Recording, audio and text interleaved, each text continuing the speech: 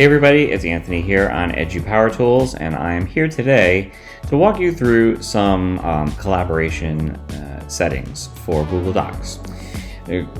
Google Docs, Google Slides, Google Sheets, all the various Google products in the G Suite have the ability for you to collaborate with other people on the documents, whether that be in real time or or asynchronously, kind of on your own time. So there are basically three options that you have in terms of this collaboration, and they all relate to the sharing settings that you have with the other people in the document.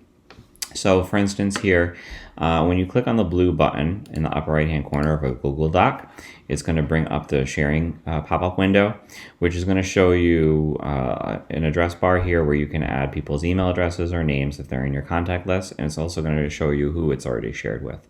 So I'm sharing this with another account of mine, and I'm just going to click on advanced because it shows you kind of all the options.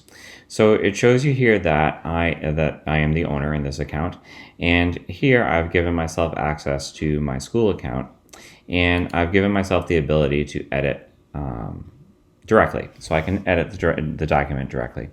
If I set it to comment only, it's going to give me the ability to only comment on the document. And I'm going to show you what that looks like in a second. And then can view is giving another person or group of people the ability to just view the document. So generally you're going to make that setting be when you have like a handbook that you're sending out to parents, or a curriculum document that you just want to view sharing with other people, or a syllabus or something like that you want to share with students.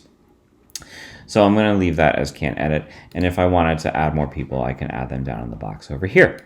So what that's going to look like for you as the collaborator on the document is when you have editing rights to a document, you're going to be able to edit the document just as you normally would. You can select text, you can delete it, you can add new text in here. You can do whatever you need to do with the document. You can change headings, all that good stuff. What you're going to be able to do in commenting, and what I'm doing to kind of show this example is I'm changing the editing mode for this document. So it's doing it for me, as me, the person that's logged in, but it mimics the same kind of thing that you would do with collaborators, what it would look like to the collaborators if you changed these settings. So if you set your collaborators to be in commenting only mode, it's going to look like this, where if you were to delete text, you're going to see that it's just going to kind of slash it out. And when you're adding in new text, it's going to add it in addition to, and it's going to come out in a different color. And it's also going to create these comment boxes over here on the right hand side. Here is some more text. So I put in some text here, and you can see it's kind of outlined in green. So it's showing that I'm the green editor here. So it's showing the color so you know who did the editing. And like I said, it's going to add in a comment here. So then you, as the owner of the document, can go in and either say, yep, I like that edit there. So I'm going to hit the check mark here. It's going to accept this first suggestion, add new text in here, where I deleted some stuff, and where I added some stuff and then I deleted some stuff. So I'm going to check mark that. So now that goes away. Here I might say, can you reword this? And it's going to create a kind of a comment chain there. So then you can kind of have a go back and forth kind of thing.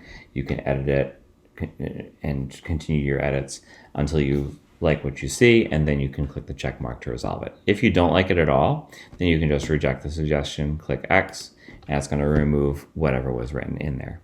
So you, as the owner of the document, have that kind of control. And then viewing, like I said, is just being able to view a document. All right, so then you can just see it there. Again, that's good for a handbook or a syllabus or something static that you just want somebody to be viewing, reading, and not having any kind of editing access. I hope you found that useful. Again, those are all settings that are available when you're sharing a document and working with collaborators on a document, and the same general process works for Google Slides, Google Sheets, and all the other Google products. I hope you enjoyed that. Let me know if you have any questions. Happy to help at any time. I hope you have a great day. Thanks. Bye.